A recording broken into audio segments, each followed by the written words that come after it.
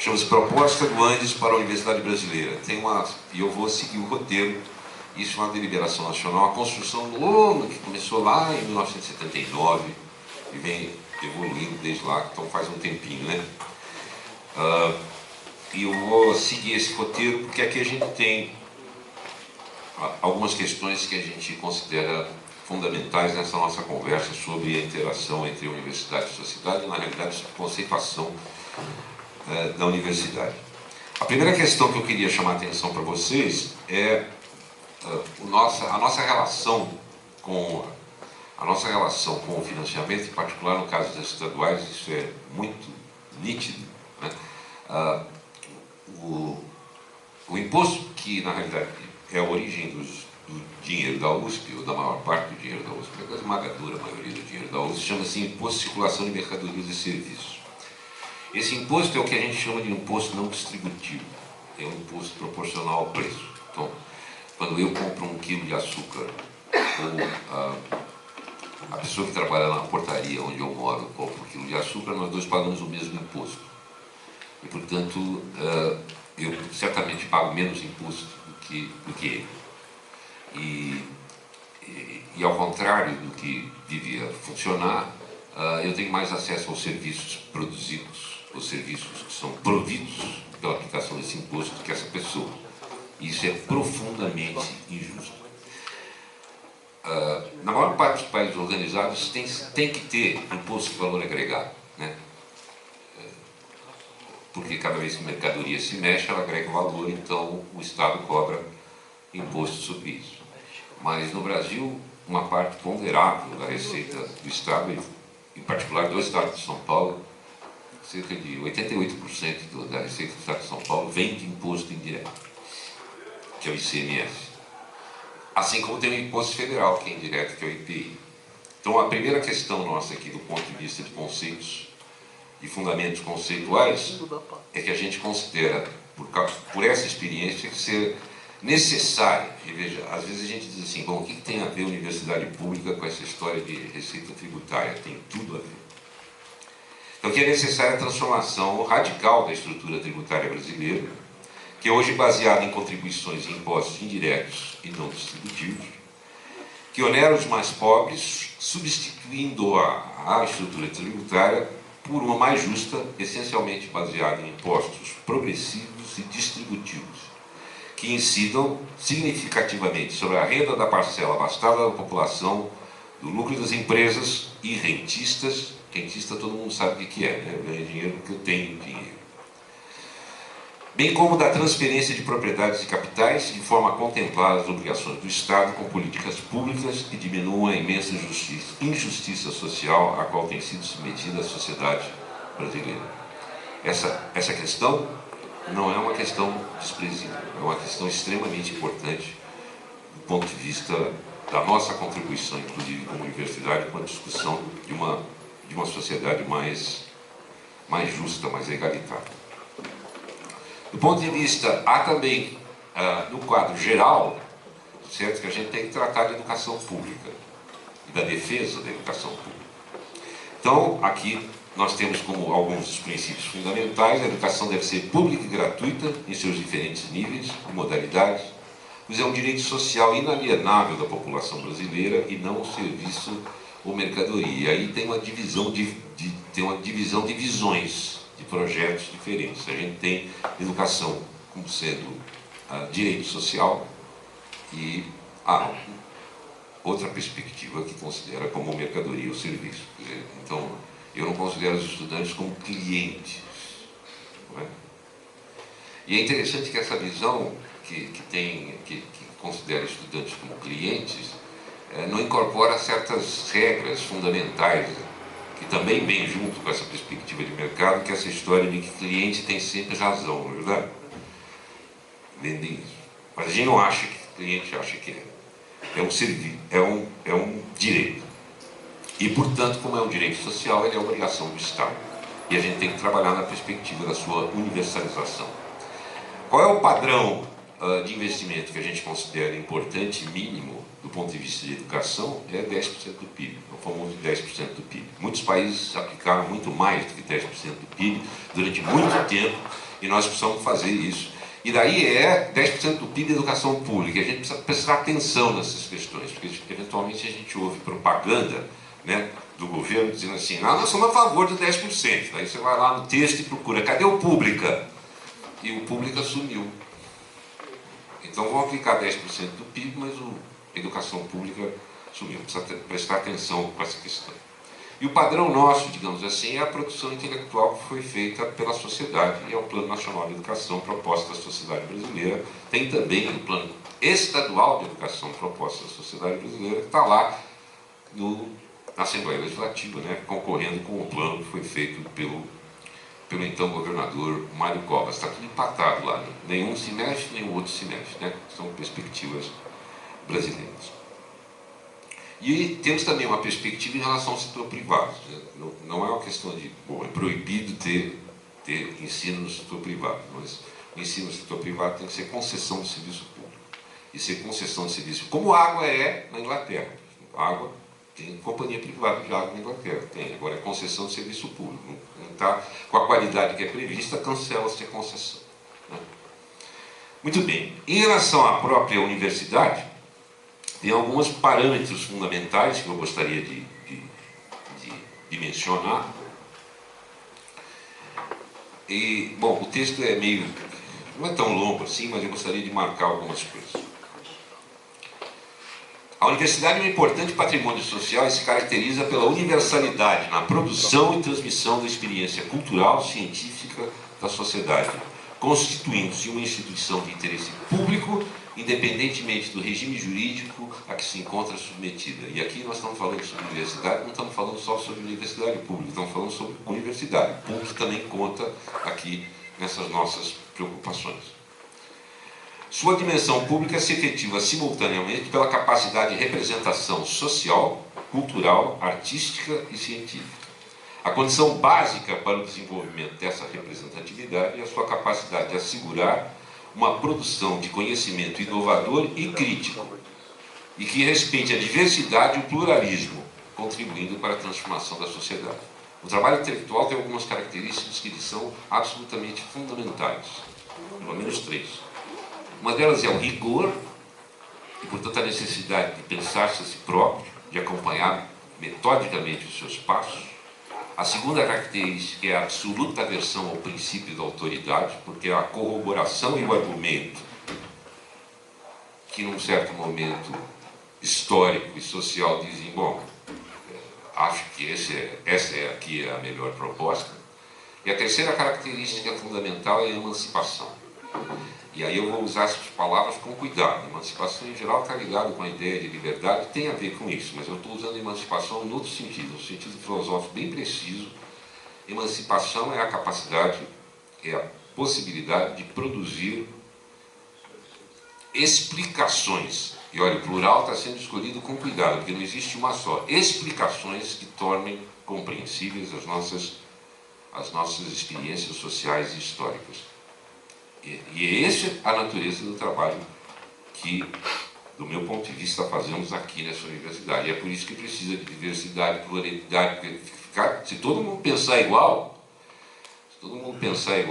estamos mortos. Porque você não vai ter alternativas de discussão. Se não tiver alternativa de discussão, você não tem diversidade. Se não tiver diversidade, você deixa de ter, abandona traços e abandona perspectivas de ideias que, na realidade, há 15 anos atrás pareciam inviáveis e que 15 anos depois se tornam, digamos assim, soluções plausíveis para os problemas que nós temos que enfrentar.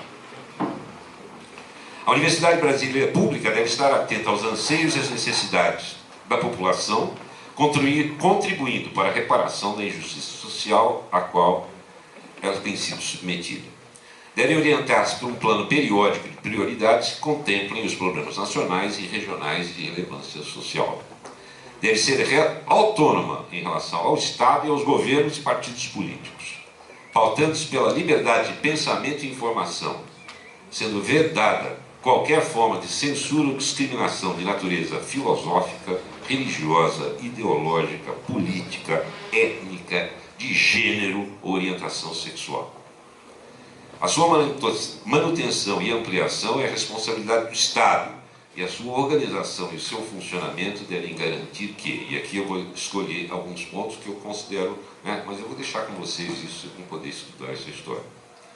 Seja pública, democrática e transparente no seu funcionamento, nas suas deliberações, na destinação de sua produção e no seu acesso. Que seja gratuita, autônoma nos níveis administrativos, acadêmico, pedagógico, científico e no gerenciamento de seus recursos. Que sua administração seja fundada em organismos democráticos, com participação de professores, estudantes e técnicos administrativos. Aliás, isso está inscrito na Constituição. Seja mantida a indissociabilidade entre ensino, pesquisa e extensão. Que seja propiciada a integração e sistematização de conhecimentos e experiências, articulando o trabalho funcional, acadêmico e científico e promovendo a interdisciplinaridade. Deve estabelecer a associação dos profissionais de uma mesma área pluridisciplinar de saber, entendida como unidade mínima de divisão administrativa, um departamento, definida em bases apenas acadêmicas e científicas. E é nessa instância que devem ser tomadas as decisões acadêmicas fundamentais, elaborando-se políticas de desenvolvimento e avaliação que propiciem a reflexão crítica, a produção do saber, o aprimoramento do ensino e a ampliação da extensão. Muito bem. Para não ficar comprido demais essa história, eu vou ler o 11.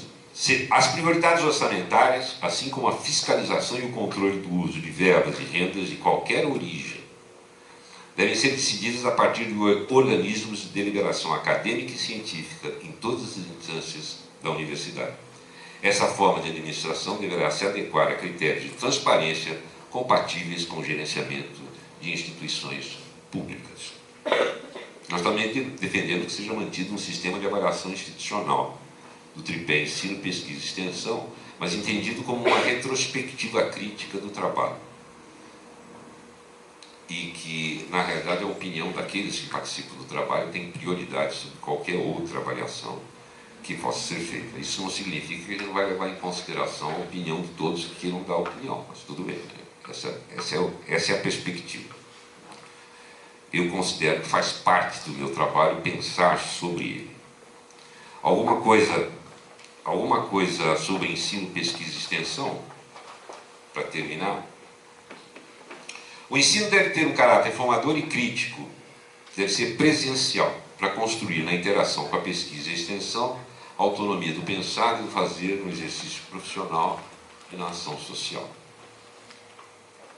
E ele deve ser especialmente considerado em todos os aspectos da vida acadêmica, deve ser valorizado o ensino.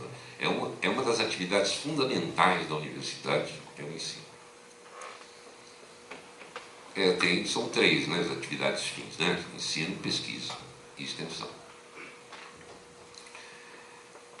O Estado e as instituições de ensino superior públicas devem estabelecer políticas efetivas de permanência estudantil, um direito dos estudantes. Na minha época de estudante, eu entrei na Escola Politécnica da Universidade de São Paulo no dia 1º de março de 1964. Todo mundo sabe o que aconteceu no dia 1º de abril do mesmo ano, né? Então, em março do ano que vem, eu faço 50 anos de USP e 45 de professor, aqui nessa instituição, nono quinquênio. Outro ponto importante é fundamental democratizar o acesso e ampliar as vagas nas instituições de ensino superior públicas na perspectiva da sua universalização. É aquela história do direito social, né? Ele considera como direito social, então você tem que... Isso não significa o seguinte: eu quero estudar numa escola particular. Tudo bem, é o direito seu escolher estudar numa escola particular, não tem problema nenhum. A questão é outra, é que eu tenho que estudar numa escola particular porque não tenho vaga em escola pública. Isso é uma coisa completamente diferente. 6. A pesquisa é uma atividade intelectual de caráter artesanal, devendo ser valorizada como um instrumento de desenvolvimento soberano, científico, tecnológico, cultural, artístico, social e econômico do país, não podendo ser submetida a critérios de produção industrial ou de mercado, devendo respeitar as condições específicas das diversas áreas do conhecimento no desenvolvimento do trabalho acadêmico. Então, eventualmente, critérios servem para matemática, não servem para física, não servem para bioquímica, não servem para filosofia, não servem para letras. Né? E nós temos aí um problema com essa homogeneização, todo mundo medido com o mesmo método. Aqui é uma questão importante, porque isso ocorre com alguma frequência. Nenhum trabalho de pesquisa realizado na universidade não ocorre no Instituto de Matemática, mas ocorre no Instituto de Geociências. Não sei se ocorre aqui na física. Nenhum trabalho de pesquisa realizado na universidade pode ser submetido a qualquer forma de contrato que imponha condições de segredo ou de não divulgação pública. Isso ocorre objetivamente dentro dessa universidade. O que está embutido aqui é uma coisa que a mim me é caro e faz parte da minha educação. Saber não é propriedade privada. Não é propriedade privada. Saber não é público. Não é propriedade privada. E aí, por fim, a extensão.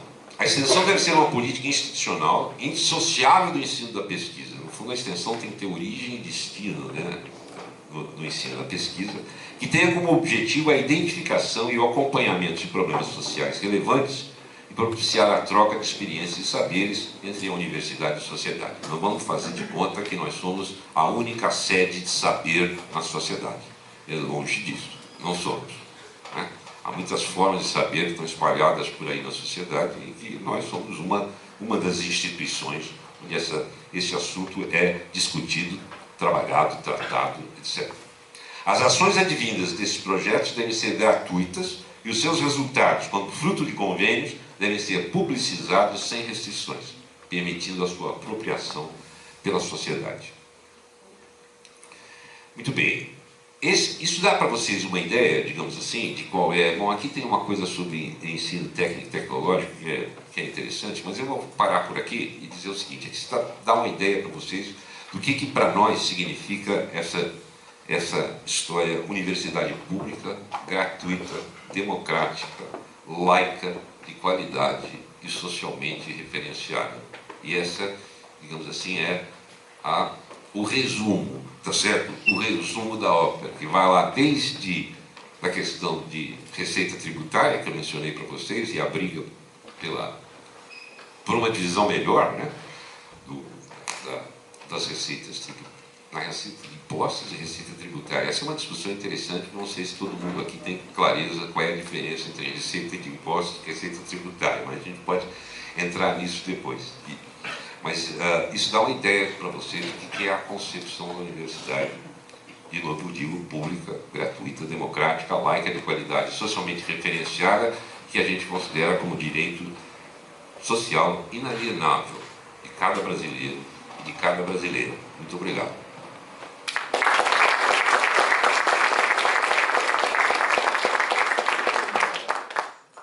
Bom, muito obrigado então, pelo convite, é um prazer estar aqui no Chico.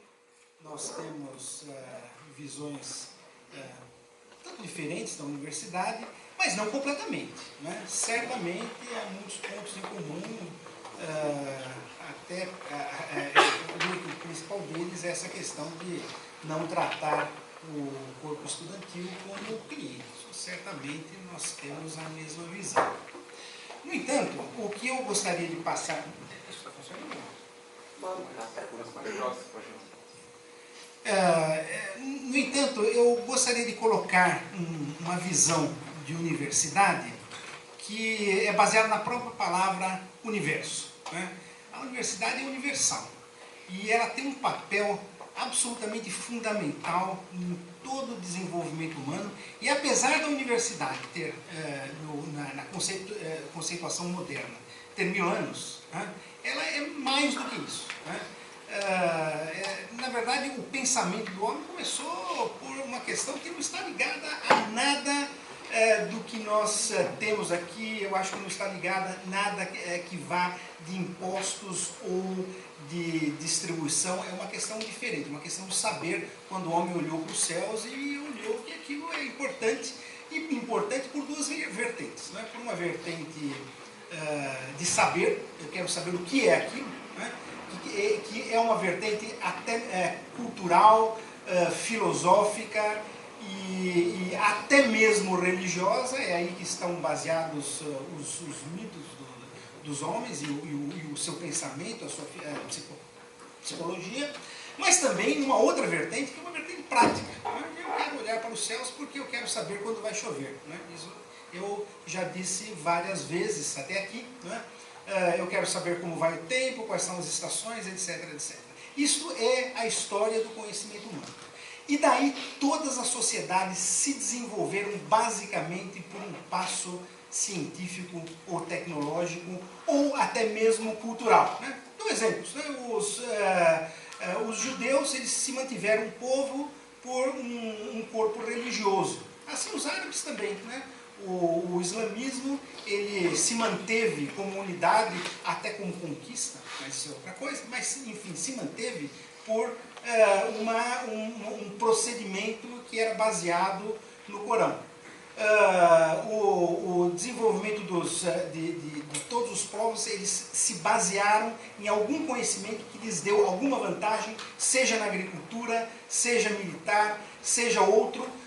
Os gregos tiveram um desenvolvimento enorme em vista até de sua filosofia, até que veio a sociedade moderna, e eu estou situando a sociedade moderna como aproximadamente ali na Renascença, quando o homem descobriu a ciência moderna, onde ele descobriu o método científico.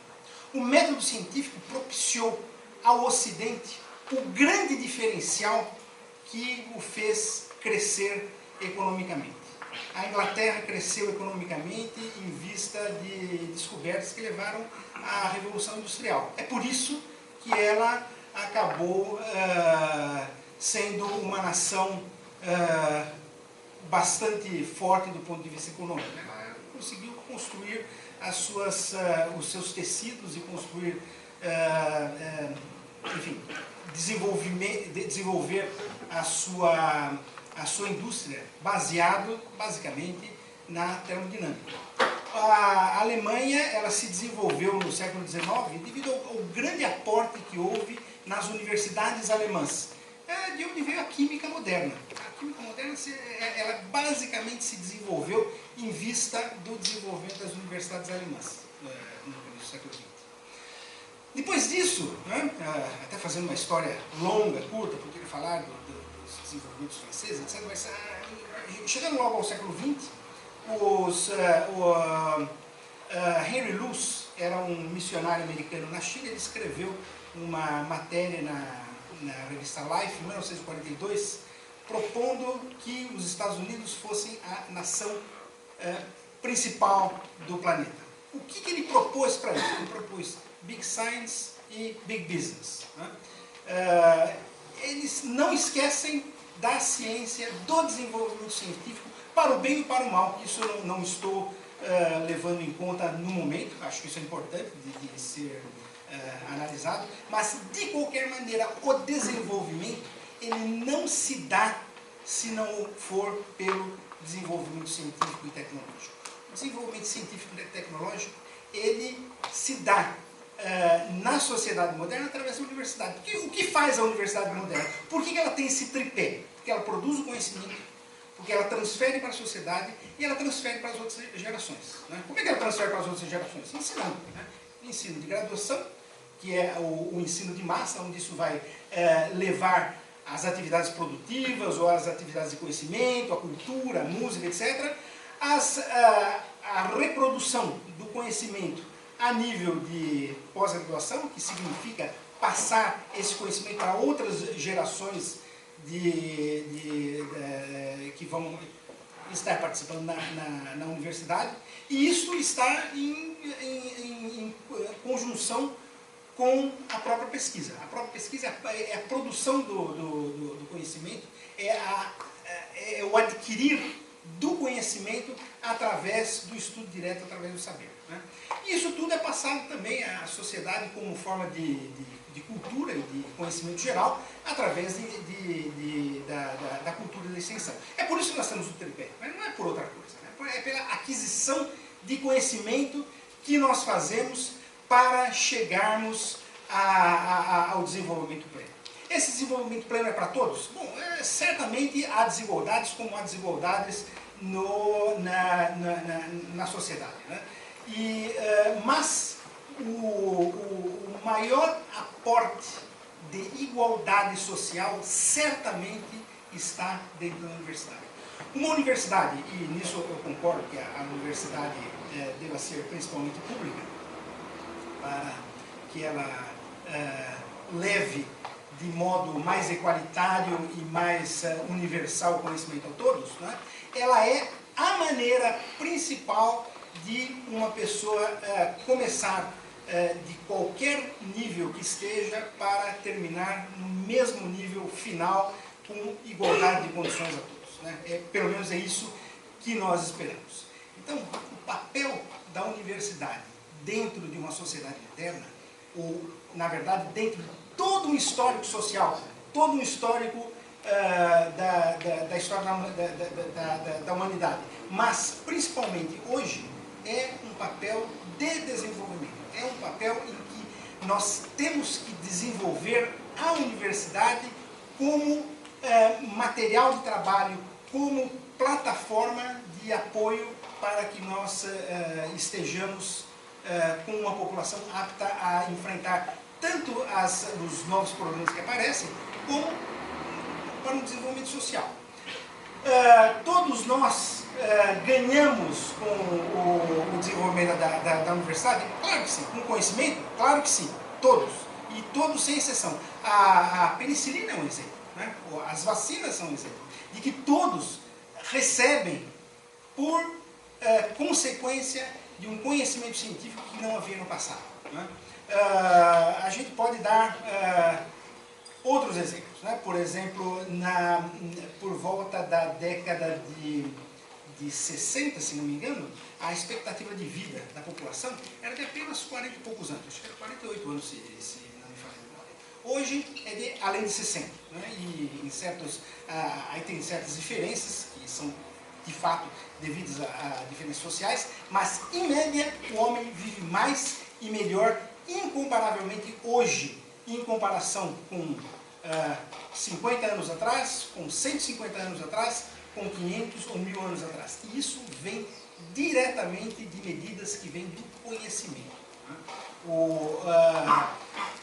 Tanto medidas genéricas, no que se refere à construção de cidades, a própria canalização de esgotos, que só pode ser feita com conhecimentos mais modernos, como as vacinas, como a penicilina, novos remédios, novas moléculas. Colegas nossos saem por aí para basicamente conhecer novas moléculas, conhecer novos fármacos que possam trazer cura de várias doenças. E isto vem à população como uma forma de melhoria da vida de todas as pessoas, e em particular vem dentro da universidade para ser desenvolvido, para trazer novos conceitos e novos saberes, eu diria um pouco, né? Este ponto de vista, ele independe de maneira fundamental dos detalhes de como a universidade é feita hoje em dia. Isso quer dizer que nós não devemos nos preocupar com os detalhes? Claro que devemos, né? Mas nós não podemos jamais nos esquecermos que a posição da universidade é uma posição muito mais genérica e bastante maiúscula do que problemas que se referem a quem vai fazer isso, quem vai fazer aquilo, qual é a posição de fulano ou ciclano dentro da universidade. Que é uma questão que nós podemos discutir, que eu acho que nós devemos discutir, mas que devemos discutir sob o ponto de vista da universidade como o símbolo do saber e como produção de saber. Algumas pessoas não gostam da palavra produção, mas produção não posso fazer nada. Você fazer o saber, é você produzir o saber, o que eu vou fazer. E esse saber produzido é que vai reverter-se para o bem da sociedade e também como cultura, né? Porque nós devemos pensar também no seguinte: para que nós vivemos?